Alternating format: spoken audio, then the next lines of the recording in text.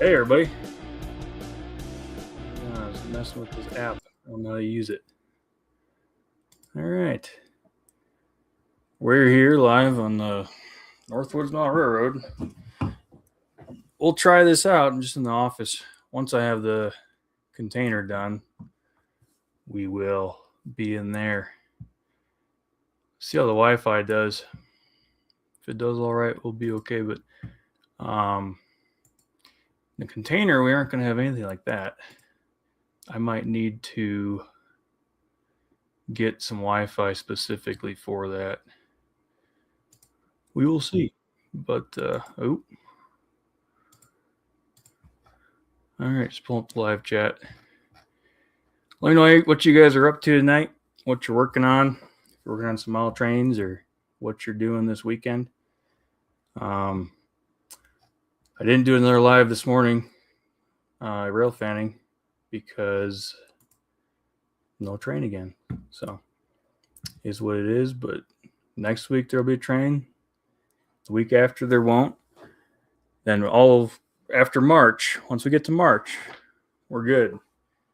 But I didn't realize the winter train schedule is Saturday and Sunday for sure, but not always Friday. And then I don't know if there's another holiday coming up or what, but they're running a train next Monday. Yeah, let's do this. Pull up the Durango and Chama schedule. Come on. Keyboard's not working. I think the batteries are almost dead on this thing. Here we go. DurangoTrain.com. All right, I'm going to share the screen for that. I haven't ever done a live stream like this, so kind of see how it goes. But so the winter train is the Cascade Canyon.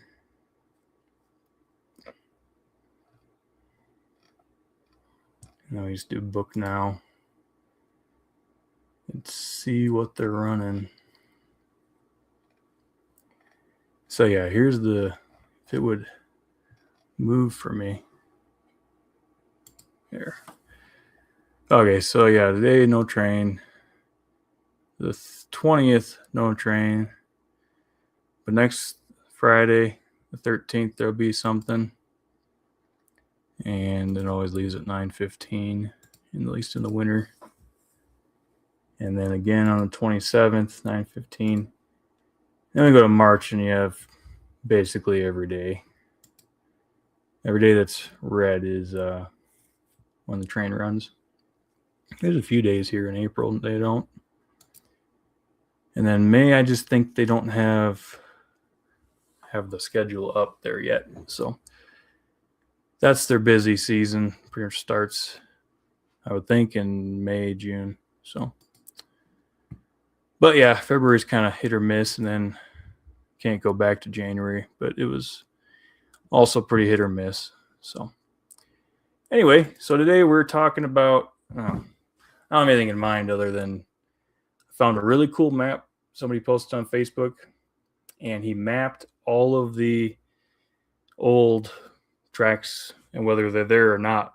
He put them on this map. So all of at least the Colorado, like old narrow gauge tracks, and then anything else, I guess. So we're going to check that map out, and then I'm kind of going to overlay it with the Railfan Atlas. I don't know if you guys are familiar with Railfan Atlas, but that's a pretty cool website to use.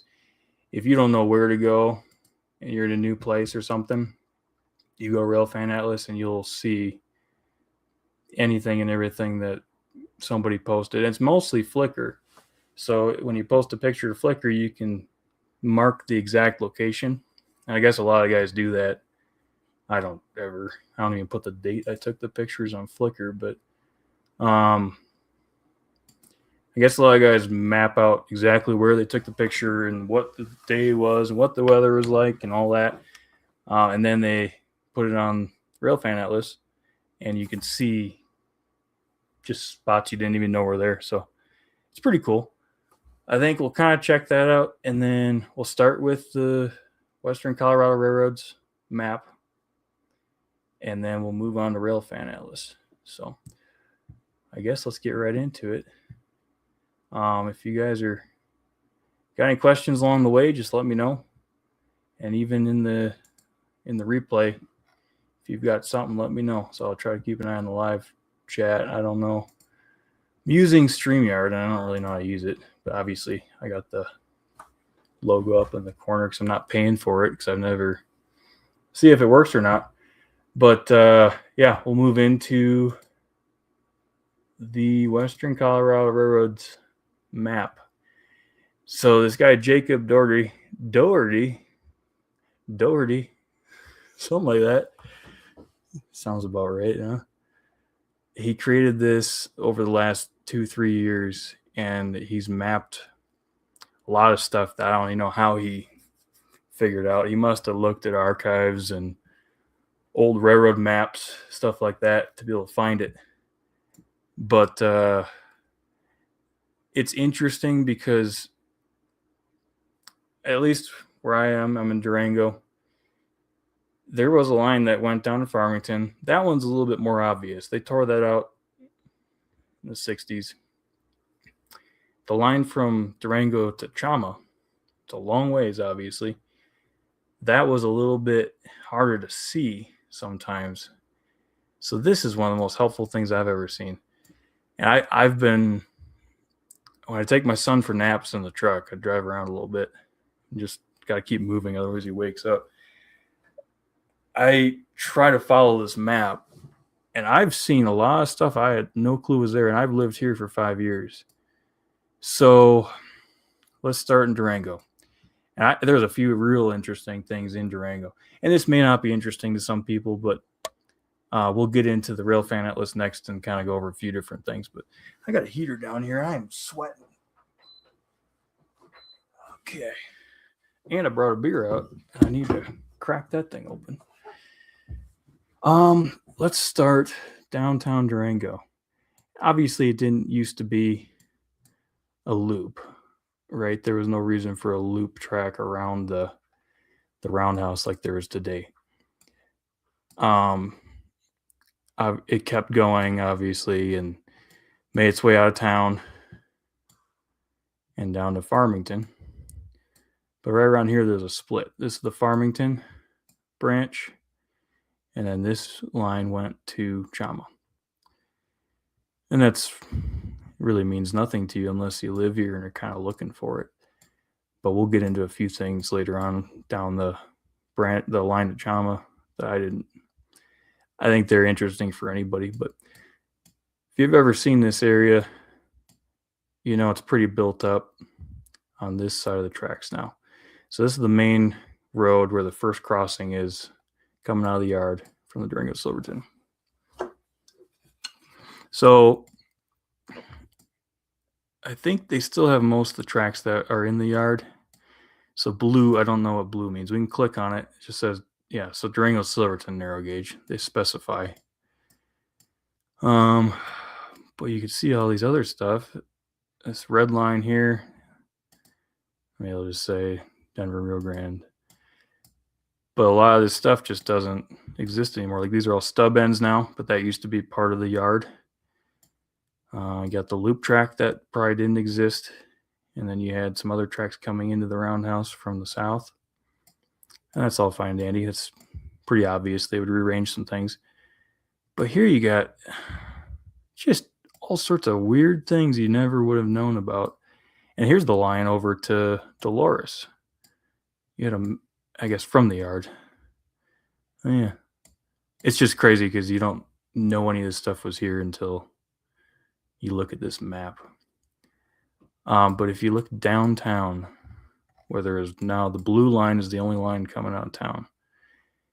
And actually there's two tracks. There's a spring switch down here. So there must be two tracks. Oh, or too far, is that what it is? Yeah, okay. Two tracks come out of the yard here. to a spring switch, which is kind of neat on its own. But this used to probably be like the main part of the yard. There were 1, 2, 3, 4, 5 tracks here, and then it splits to 7. Okay, and this is just downtown. There's an alley here now, but all these buildings used to back right up against it, and then a lot of this stuff wasn't here, obviously. But it's just kind of crazy that this was probably like their main part of the yard, right through that first stretch after the station. That you see lots of shots of them leaving there nowadays, but there was an industry over here. I believe this was their freight house right off the yard after that first road split off, came down. And I'm not seeing it now, but there were buttons. Okay, so here's a marker for this little spur. Durango Planing Mill and Lumber. Okay, that's pretty cool. And over here, you click on this one, see what that was. That was Federal Lumber Planing Mill. So a couple lumber yards. There's a warehouse for the lumber yard. Oh, look at this here. This little line, it goes through where Denny's is now. That was a Vulcan Foundry. I believe they're the ones that put all the waste in the mountain that's right over here, southwest of town. And that's why it's radioactive. Smelter Mountain, right? From the foundry. That's why they call it Smelter Mountain now, I guess. And then down here, we'll cross over at the end of the yard. You had a few industries, Famous Warehouse, and General Storage Warehouse. So there were just a few odd things that you didn't know were there. The powerhouse, now a museum, was Durango Power and Light Company. So I'm assuming they had something in the river to create electricity from it. Now they've built Lake Nighthorse, and that's a big dam up there, and they make almost all the power for La Plata County out of there. So then you get to this crossing down here that's pretty famous with the main road going, or main street going towards town this way. Now the main road, Camino del Rio, which didn't exist till maybe the 80s. Down past that, there was another industry. It's a flour mill. No clue. I mean, there's no remnants of it left. And then it went out of town, and I'm sure there was something up here. Let's see. And this will have markers for sidings. Yeah, so here we got Ireland's Animas City siding. And this used to be Animas City back when Durango was a lot smaller. Like, think about it. That's the far north end of Durango. This was Durango. This was Animas City. I think it was in the, I don't know. I'm not going to put a date on it, but they merged at some point early on. Here's their little Y that they do the Polar Express to. And then here's the Home Ranch siding, which is still there. Yeah, it's just neat to look at. It has a lot of stuff labeled that you may not even known was there. Hermosa Depot, it's just a little maintenance away yard now is all it is. But there used to be a depot there. Anyway, what's interesting is the lines that aren't there anymore. So south of town, you had a line coming out, obviously. And then through this way on 160 that goes towards Pagosa Springs, there was a main line. And it was a line to get from Chama to Durango. So here's the hospital now, which is pretty new, like mid to early 2000s. They built that. My wife is 7th generation here, and she wasn't even born in the new hospital. She was born in the old one that is now a library downtown. But there's, right through here, you would never even know unless you looked up and saw a little bit of what might be left of the main line. And then right around the hospital main road, it does a little loop. Okay, it goes down because from here to here is a pretty decent hill. So they went way back up in here and then did this real cool loop, which would have been a heck of a place to get a shot. And there's remnants of it. I drove back here a few weeks ago. You can, when you look right from here, you can see a big bank, and it's pretty elevated from here. But remnants of it are just a little bit of a main line and the spur line trail, which is a bike trail, and all this stuff is just crap now. And then off of here, and this is only interesting to me because I live real close to it. I live right over here. There was a line to an old coal mine. So it was Fairmont La Plata Coal and Iron Company mine.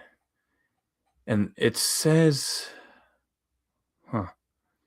there was something. Oh, no, it's going to take me directions. I don't want that. There was something that said what year they actually tore it out. I don't know why it's not showing up, but it was tore out in like 1906. I drove back here on this road. You can still see a little bit of it. It's not nearly as prominent as this, which was tore out, I believe, in the 50s or 60s.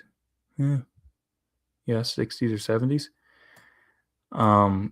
This is very faded and hard to see, but still, you can, if you're looking for it, you'll see it, and it's very neat just to think that,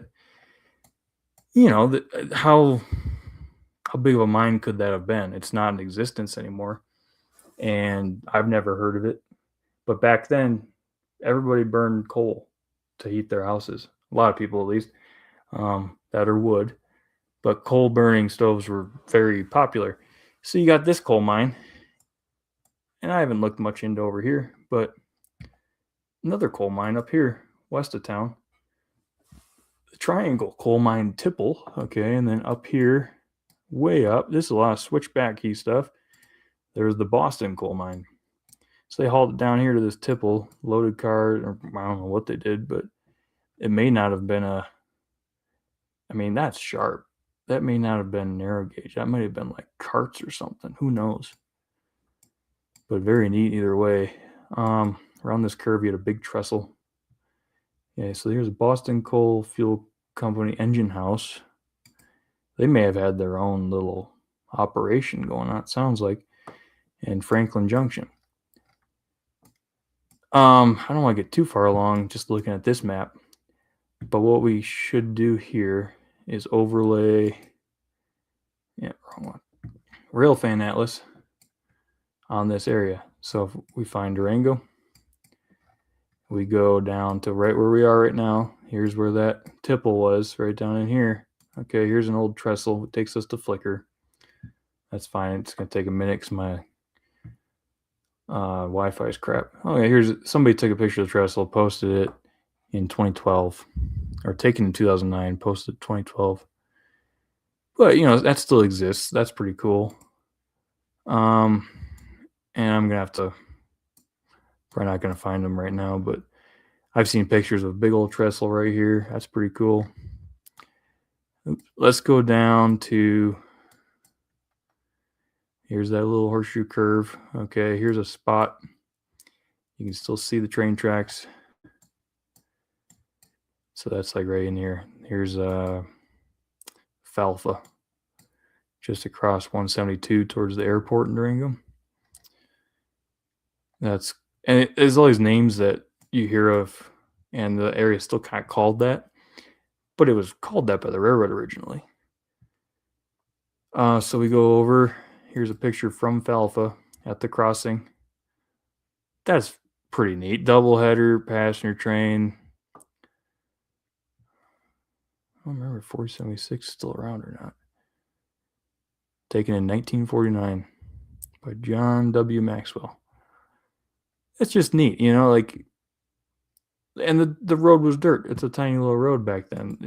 This area was nothing until the last 30 years. None of this was here. It's just crazy how big this area has gotten.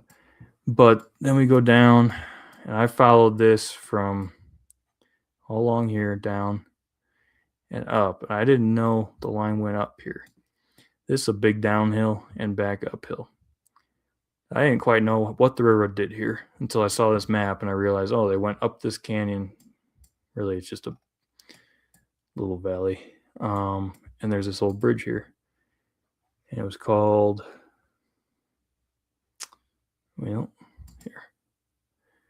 Okay, Durango, Rio Grande, Florida River Bridge. So that bridge is actually a road now, and you can drive across it. Still there, still good enough to drive across. I'm surprised there's no pictures because it's right in here. I'll have to take some pictures and put them up. But it's just really interesting. What is that? Charles Lemon Railroad Reservoir. Railroad Reservoir. Okay, so they built a reservoir here, and this must have been Charles Lemon's land. And actually, the Lemons are relatives of my wife's. There's a big lemon reservoir up that feeds the Florida River. That was all their land, also. I didn't know this was called that because that's not on new maps. You don't see that nowadays. So they probably backed up a bunch of water there and were able to have a tank. It's probably what it looks like, right? Because it's a railroad reservoir. This is probably inaccurate for the locations, but this would have been crossing.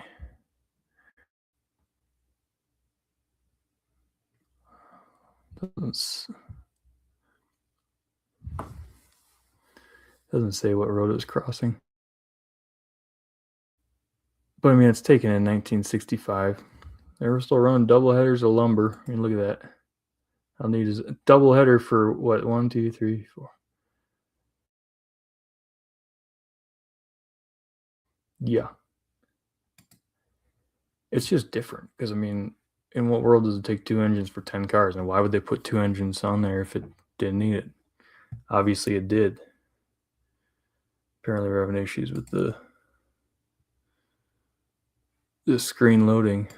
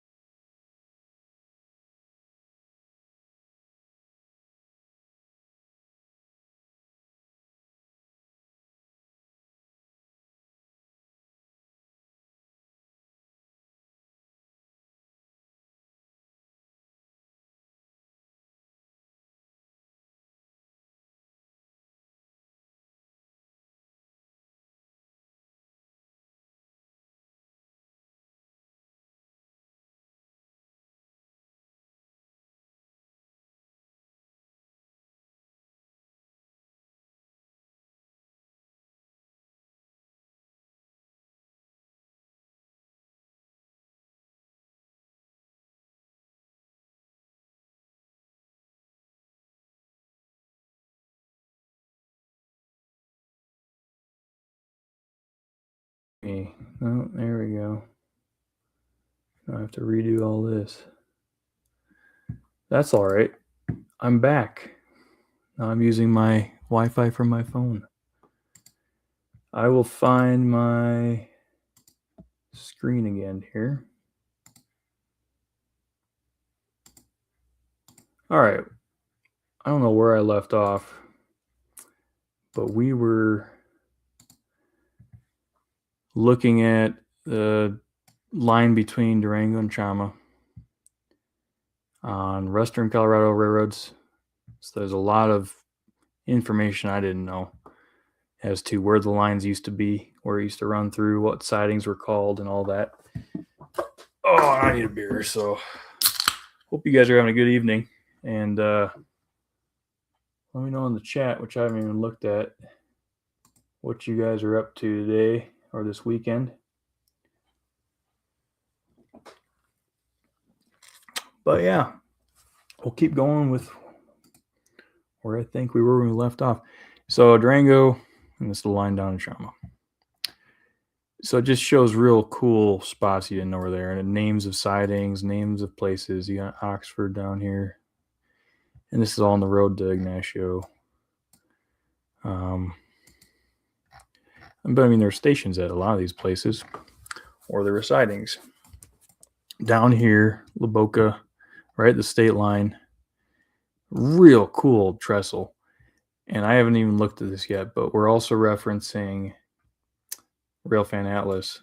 So I'm kind of going back and forth and looking. Okay, so let's find La Boca. Nothing? Oh, this is a really cool big trestle going across here. I can't believe there's no pictures of it. But that's all right. Let's see if we can see what it looks like. Yeah, it's got one truss bridge and then a little girder, but it's a road now. It's more like a well road for a lot of the well companies that go back up in here. And this is a cool place, Tiffany. A friend of mine actually owns this whole area here. There used to be stockyards here, and these are his pens now, all in here. And the railroad tracks were the road, and this non-existent road, just a little lane for him, used to be the actual road. So when they tore the train tracks out, they decided, oh, the railroad grade's better, in better condition or whatever, for the county road to be on. So I don't think there's any pictures from there, but those would be some really cool ones if there were. Yeah, there's Tiffany, but here's a little bit past Tiffany. Let's see what we got there. This is, yeah, all it says is Tiffany. Could have been anywhere. Looks like there's a main road out there, but 476. And okay, so this is the same train we saw crossing the main road at Alfalfa. So somebody in 1949, yeah, John was chasing trains back then. He caught it in Tiffany and then got up to Alfalfa and took another picture of the same train. Or it was just standard consist going back and forth. I don't know. But still, very neat. Yeah. But if we go back to this, it's a lot of the same. But then you realize, wow, there's all sorts of weird stuff around here, okay? What is this line underwater? What the heck? It's probably before they made this reservoir. The Piedra River comes into the, I believe it's the Navajo Reservoir, yeah, which is a very large reservoir, goes a ways. But probably before they built this reservoir, the line just kind of came through here and did what made sense. So then it also shows the line that they created after the fact, right? And you had probably a little bridge over here, and it came around a little bit different route, but they had to remake it to accommodate this because a lot of these reservoirs are being built in the 40s and 50s, maybe earlier, but a lot of these lines were tore out in the 50s and 60s. So it's just interesting to see that. And just all sorts of names of things that, like, here's a Pagosa Junction. So I knew the train went to Pagosa, but it never made sense to me what they did. Because if you've ever driven the road from Durango to Pagosa, it goes right through here. Okay. This is a steep, not so nice area. There's no way they built the railroad through here, and I never saw any remnants of anything. But I knew there was a station in Pagosa. So yeah, it stayed south along the state line, and then they had a branch that went up to it, which was really interesting. And then, okay, so you got all these little branches. What do they go to? This map shows a lot of it. So, I mean, you've got different place names. These might have just been little mines or logging camps up the canyons that they could get to. Here's a real interesting place, Chris Mount Branch, and you got a Y in the middle of the whole thing, and then 2 lines coming out. This is probably all logging, if I had to guess. Down here, Dike, Y, and then Nutria, but this one ways up north, and that's pretty interesting. Why they would come all the way up here towards the Wamanuch, but yeah, this is overlaid on Google Maps. This is old Denver Rio Grande lines overlaid on Google Maps. So it's, if you're using this on your phone, it'll show you where you are in relation. So you can just kind of look for it and see exactly where it was. And this guy, I can't remember his name now, Jacob Doherty, he's spent like 3 years working on this map. And I think he does a lot of it just from the map itself, trying to find it. But I'm assuming he has to have looked up a bunch of records and old maps to be able to find some of these names and specifics. But just to overlay that on Google Maps and be as accurate as he is, it's insane. It's a very valuable thing if you're interested in history and drive around with nothing else to do like I do sometimes. But yeah, this is all means nothing to you if you aren't familiar with the area, but it doesn't go into New Mexico. It only does Colorado, okay? But if you look, this is where the line goes into New Mexico. It just says whatever. But it's still interesting. So it just follows this highway, and you can kind of probably look for it all along that highway. But just to have all these other interesting little spurs and whatever that you never would have known were there unless you own the land it's on and you kind of can tell there was a railroad grade, or if you were around when they tore it out, So anyway, if you guys got any questions for me about anything, just let me know. I don't even think I have the chat going.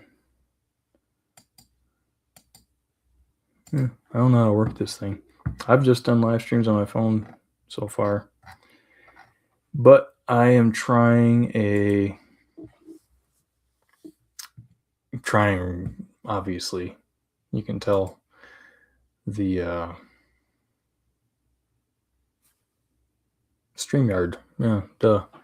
Trying StreamYard out so I can share a screen and do a talk with you guys. There was no train today, so I didn't go out and I didn't feel like walking again for no reason, but I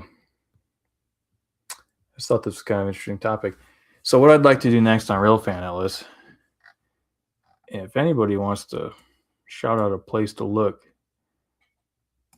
but for research, this is huge because it shows you any picture that somebody's linked from Flickr. If somebody geolocates or has a camera that can do that, it'll post this picture to Railfan Atlas. If you're not familiar with it, it's just a website. You can, this is the whole eastern part of the United States, right? It shows hot spots, like, okay, let's look at what's this real big one where there's lots of pictures taken. And it's just this Y from, you pay attention, where are we?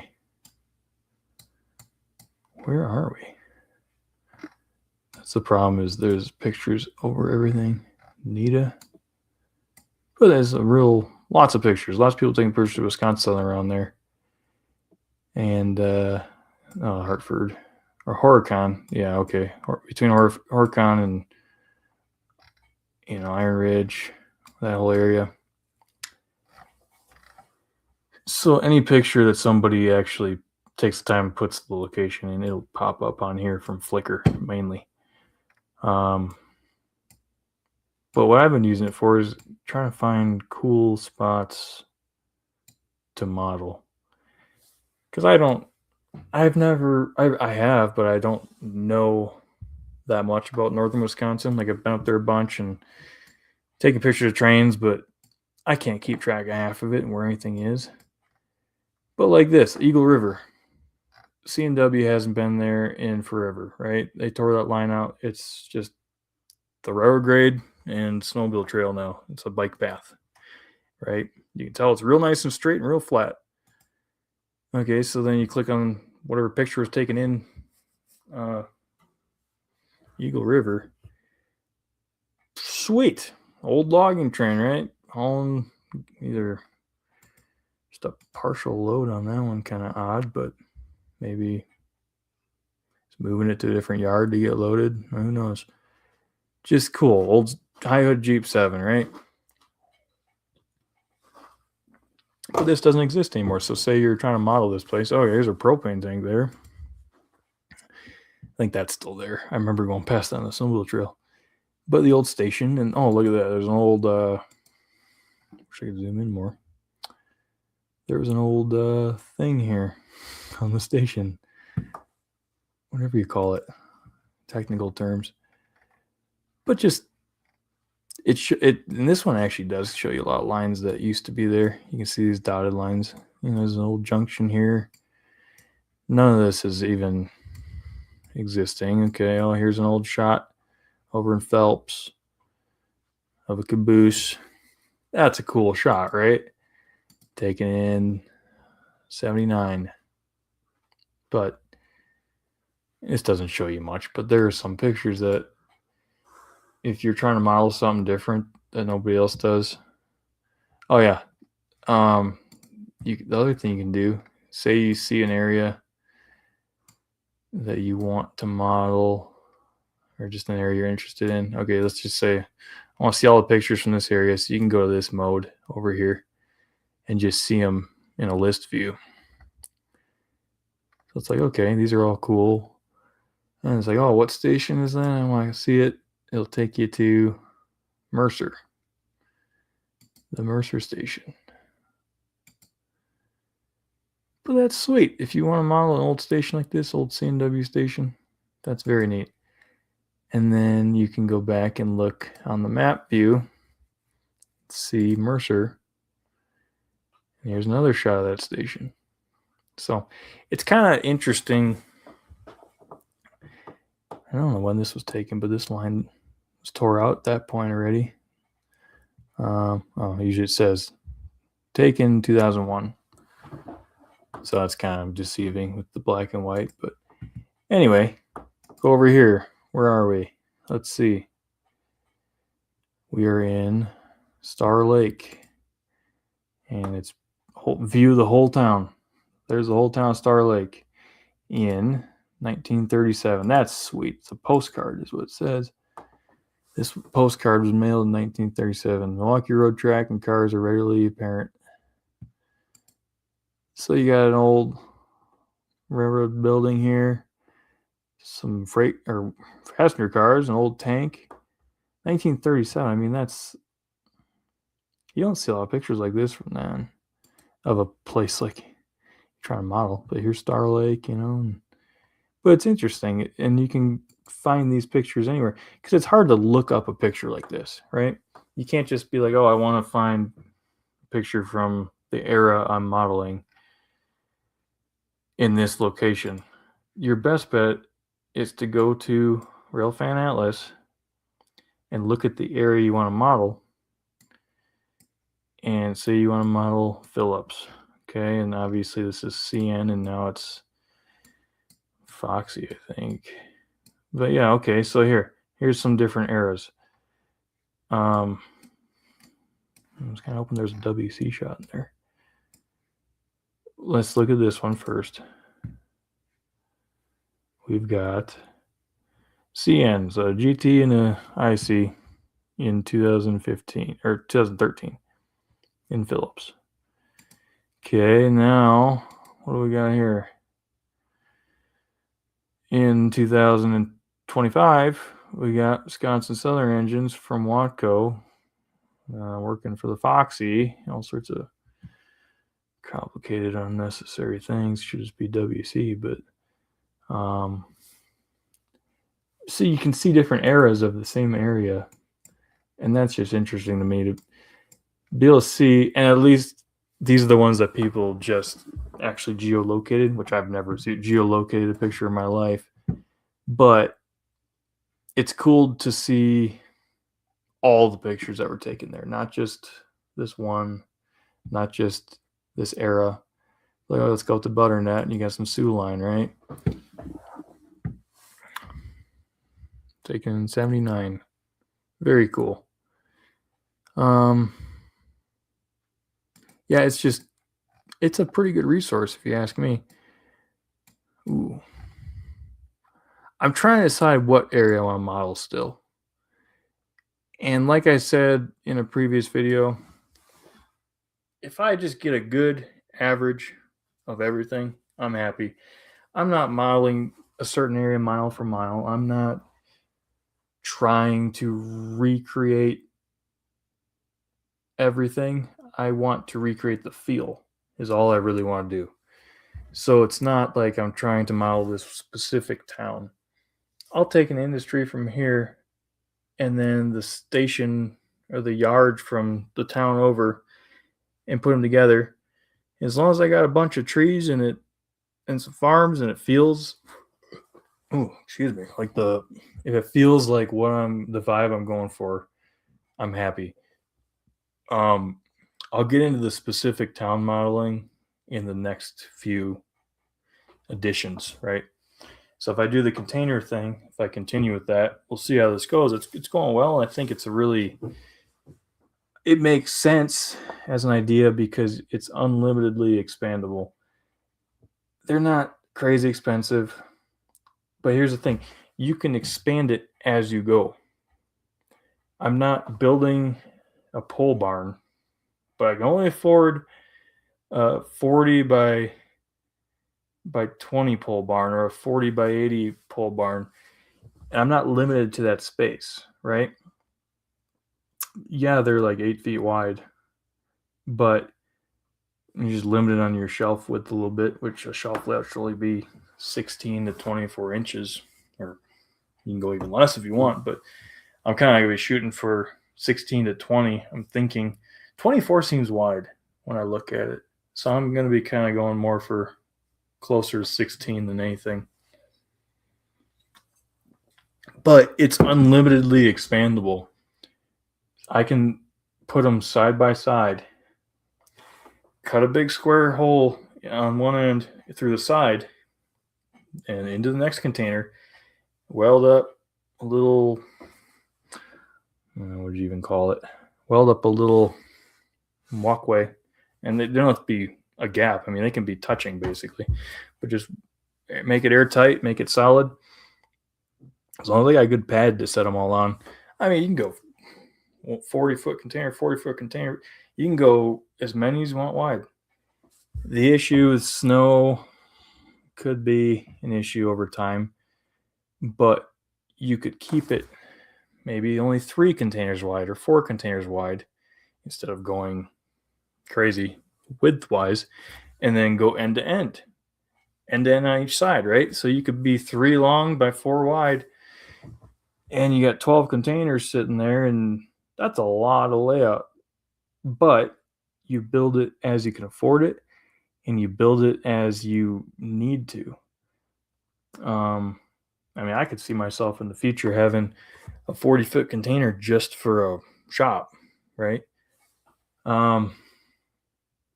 It's an interesting idea. But what was I even getting at? I don't know what brought that up. Oh, what I'm modeling. Yeah, this one container. Yeah, it's a shop and layout combo container because I'm doing a 10-foot workroom, 30-foot layout. Okay, but in the future, I can make the shop room just a yard or have a helix in there or something like that, right? It could be the far end part of the row of containers, and that could be where a couple helixes are. So it'd just be a little room for storage, and the helixes to be out of sight. And yeah, it's only 30-foot layout, but the rest of it, I can be modeling whatever else I want. The idea for the container right now is just the Northwoods branch line. Doesn't need to be detailed, doesn't need to be specific. It's a branch off of the bigger picture, the bigger layout, which will be Wisconsin Central and Wisconsin Southern. I mean, nowhere. I might go, I'd like to do the area I grew up. So that's an area I know well, and I think it's what a lot of people do when they get older is they want to recreate what they experienced in their childhood. And I modeled BNSF in Southern California, which is something I never experienced. So back then I was trying to create something that I wanted to experience, right? Now it's the exact same thing. I'm trying to create something I wanted to have experienced with Wisconsin Central, which I did not really get to experience in the area I knew CN. I grew up with the CN and the Wisconsin Southern and the Canadian Pacific, and that was not really the Canadian National is not the Wisconsin Central. It's not the same thing. The way that runs, could you imagine just seeing SD45s all day long? That'd be fine by me. But the Railfan Atlas is a very valuable website if you're modeling, especially. But it's pretty huge for rail fanning areas you've never seen. So say you're just passing through somewhere and there's train tracks, but you don't know how often the trains run. You don't know. You can show up to a crossing and it can be an okay shot, but you don't know where the good shots are. But what if just up this little hill on this embankment you can't even tell is there? There's one heck of a good shot. If you look at Railfan Atlas, let's just do it. Let's say we're driving through random town in Nebraska. Okay, we got all these mainline shots. It's like, okay, I'm just driving through Colby, wherever the heck, probably Nebraska. This line is Union Pacific, but that's kind of odd. And then here's it's the Kyle Railroad, Phillipsburg subdivision. All right. I'm driving on Highway 24 and I see these tracks out there. I'm like, oh, that looks not like a main line, but that's not a special spot, but it's a cool shot. But here, pacing shots. That is sweet. That's in 2020. That's pretty sweet. Man, I should go out there. Yeah, the Kyle Railroad. Same number it always had. That's sweet tunnel motor.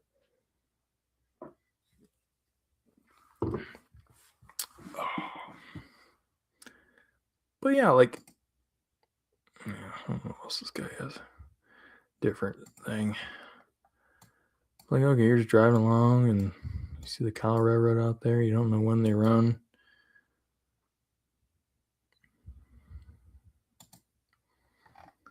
That must be.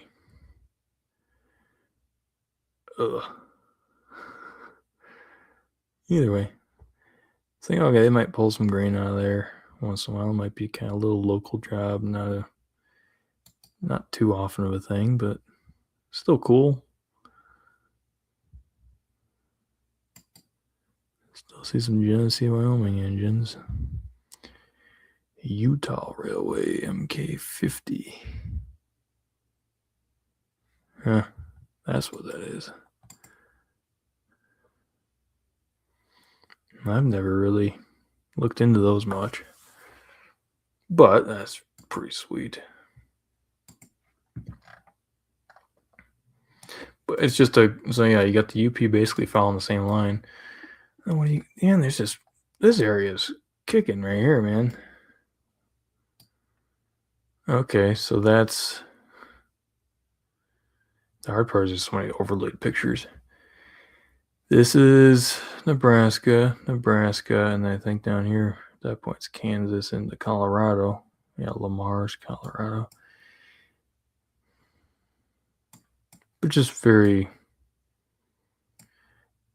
oh, so this is all Kansas because North Platte's right there. Where's the state line? Yeah, there's the state line. Okay. But just a very good resource if you're somewhere that you're not familiar with, or even an area you are familiar with, to find a new shot that you didn't know existed, a spot that you didn't know you could get to. And maybe you couldn't. Maybe somebody was trespassing. Maybe it's not a good idea to try to get there. But it's still interesting just to kind of get some new ideas. If you're getting sick of your same old places that you usually hit up for shots. Oh, let's see.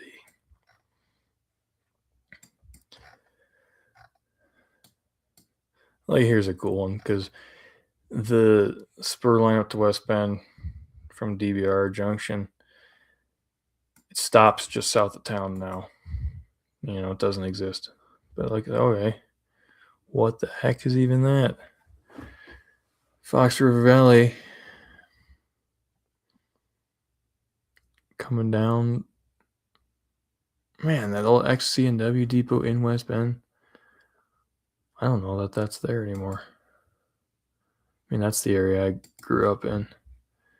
But like, just, yeah, you could get pictures of, like, here's WSOR on the West Bend sub. Yeah, okay, so WSOR bought it from CN, which I don't think I was around for that, but just neat. So modern days, okay. Let's go down to the next spot, next road. Here's the C&W days in 1990. Like, that's cool. Look at these old wigwigs on what road? County Highway NN. Yeah. I mean, that's a huge. I used to go through that crossing all the time. That's sweet. Here's back. Yeah, I remember this engine being on that line forever. Oh, it's Matt's picture. Matt's picture of the 660. Very neat. If you don't know Matt, he's a great photographer and a friend of mine. But yeah, I mean, me and Matt used to go up and down this line all the time. Yeah, but just to see different eras. Oh, there's WC in Jackson, right? So you got C&W, you got WC, you got Canadian National, and now WSOR, or Waco, but 2002. So technically, technically CN, but like, that's sweet. I got that model of an engine. I got number 2006, right? And it's just cool to see it on a line that I will model. So, and then, yeah, this is a real custom deal here with the headlight bell up here. It took me a while to find a bell that matched that close enough. I think it was a Details West part, and it says off a G or something weird. And then putting a circular brake wheel, tie down on the side instead of the, because this is just a standard Athearn Jeep 38 shell. There's a Jeep 40. No, those are Jeep 38s. So it has the headlight in the wrong place on the model. It has the logo, actually, the shield on the model is right here. It's in the right spot, which is insane to me. It's like, okay, Athearn, so you did the paint correct for the number, but you didn't do anything else, which is like the main thing. You didn't do the headlight correct for the number. You didn't do the bell correct for the number. You didn't do the brake wheel. It is just interesting because it wasn't a hard modification because all I had to do was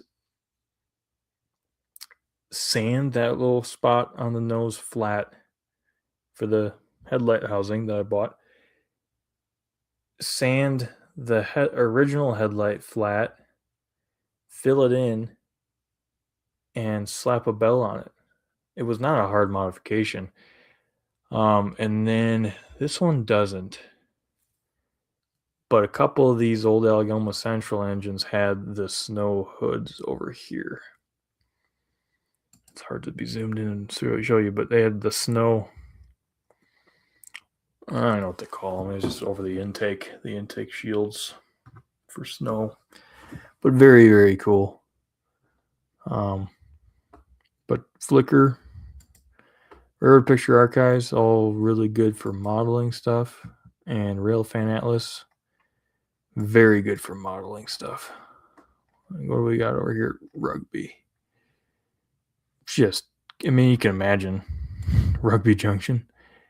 Hugely popular for a long time. What is it? Come on now. Very cool. It's a good shot. I'm going to have about 1.5 million tabs open by the end of this deal. Hackerville. I mean, you can imagine the stuff, the history through Ackerville. Kind of thought there'd be some older stuff. I'm going to click on that just because it's blue. Oh, look at that. That's pretty sweet. And these are all guys I've heard of. Jeff Hampton. Yeah, a bunch of those guys were around back then, and just they keep uploading their old pictures to Flickr, which is sweet just to see something like that. Like you just uploaded it in 2019, but it's taken in 87. But like the contrast on that lash up there, oof, that's very cool. But just to think, okay, I've shot plenty of Canadian National GEs in that spot, unfortunately, right? Which someday GEVOs might be cool.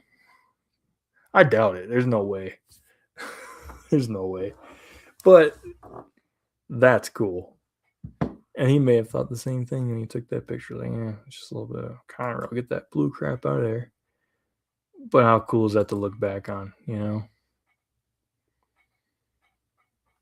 I mean, this is whatever. That's about standard. But here we go. That's just fine. That's a hot spot. I don't know why there are not more. And it may not show them all on the map. So what I'm going to do is go to this version. Okay, yeah. Yeah, there's about 1 million from that spot.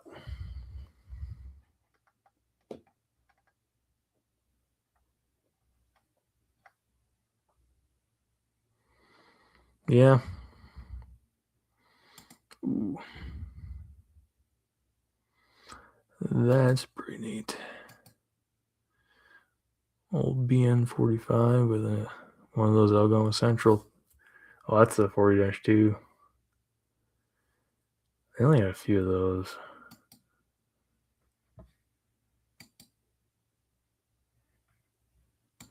Either way, I keep saying this over and over again. It's a very valuable thing if you're doing research, trying to find a quick spot when you're driving on this road like, oh, there's train tracks, and I know there's a train coming. Where can I just run up quick and get a shot? And Ackerville's a cool spot. I mean, that's a cool shot. And the yard was empty that day. Driving down, it must be T4, yeah. Very neat.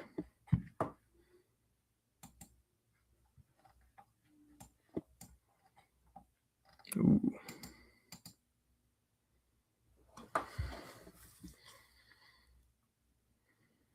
That's cool. A little bit of fall colors with the fresh snow.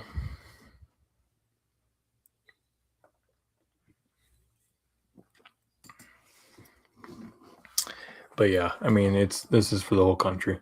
Anywhere anybody has ever geotagged a photo train related from Flickr, it uploads to here somehow, like magic. And I'm willing to bet it does it for other countries too. But let's see. I mean, we can just go to Canada quick. Oh yeah, yeah, all Canada, Europe, Africa, Australia, China. It's a very, very cool page. And to have all these mapped out like that, I mean, I hate European trains with a passion, but that is thick. I'll tell you that much.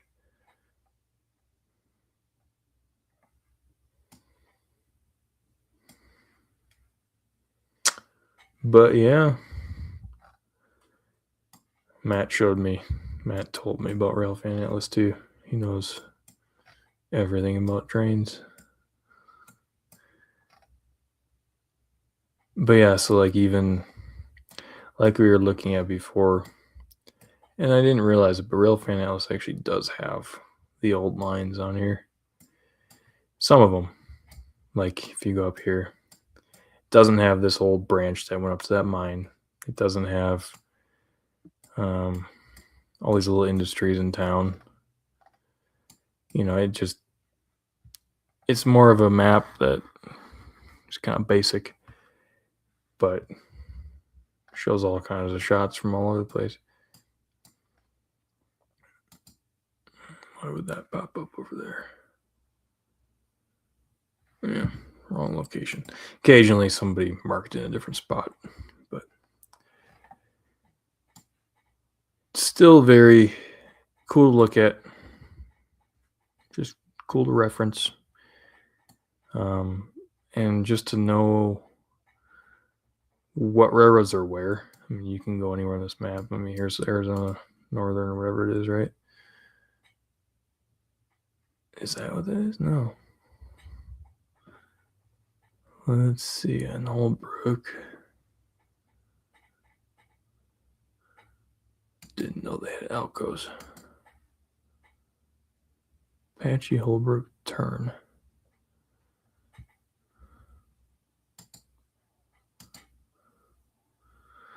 I don't know if that's Arizona Northern or not.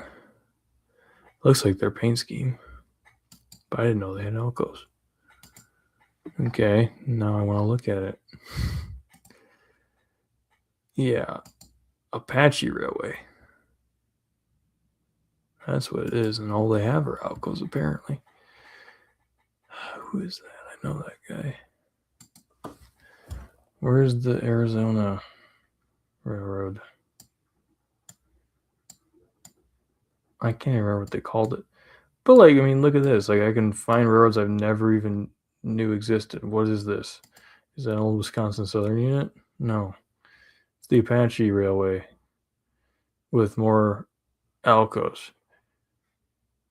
Didn't know they even existed. Never heard of them. But now I know where they are. That's pretty cool.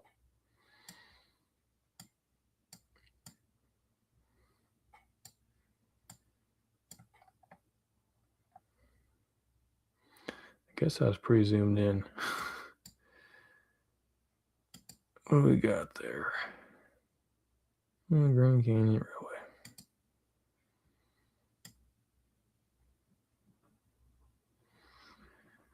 The state lines are a little bit hard to see. Here we go.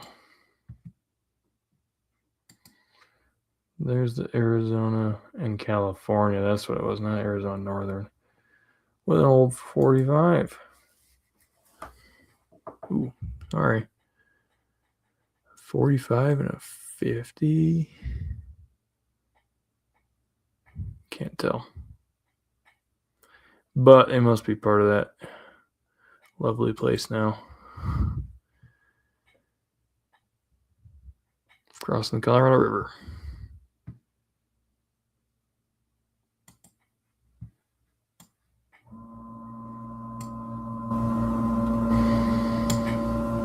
Either way, very cool to reference. I'd like to talk about the train container, but if nobody's here to ask me any questions, I don't know what to even say. Is what it is. No comments? That's all right.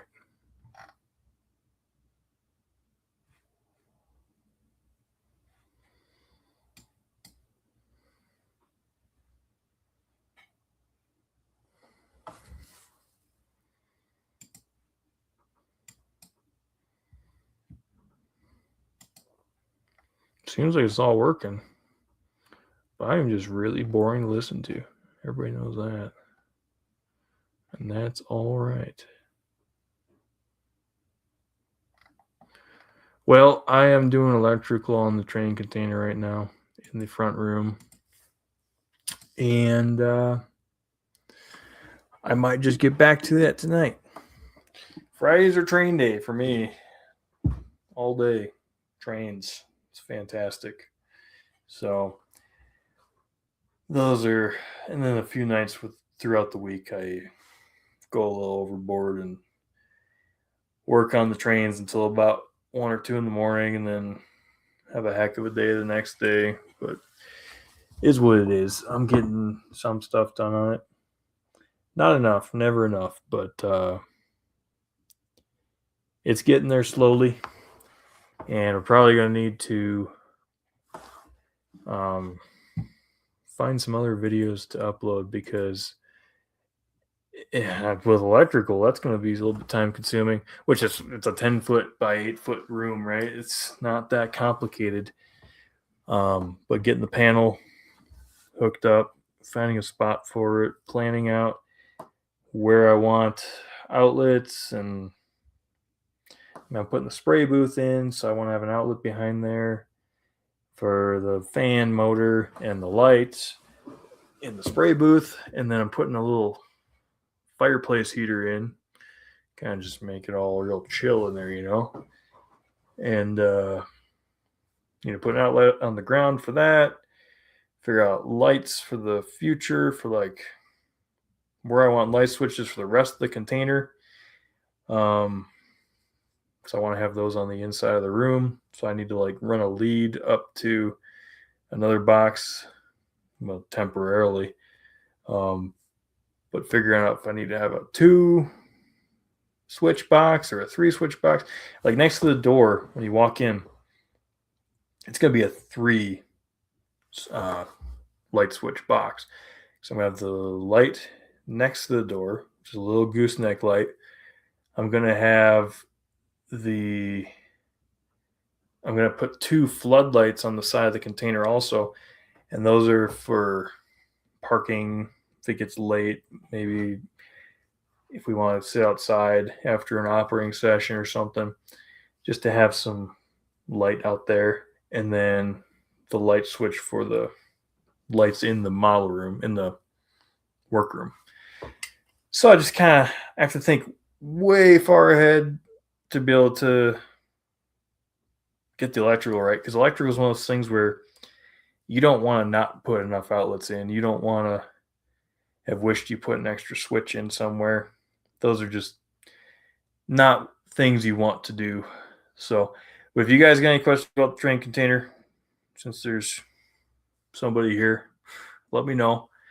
If you've seen my videos, I'm working on a 40-foot container building a mile railroad in it, and in 30 feet of it, and then 10-foot room for model building. So it's going to be a workbench and airbrush booth and TV and all that stuff. So if you haven't seen those, check them out. But if there's no questions about the container, I'm going to work on it because I'm motivated, and it's still early. Yeah, oh man, it's only 8:40 about, so we're good to go. We can get some stuff done tonight. But hope you guys enjoyed the video today. And I'm doing this live because there's no train today. So we'll catch you guys next time, and let me know if you enjoyed it in the replay. And we will try it again, maybe once a month or something like that. So hope you guys have a good rest of your night. Thank you.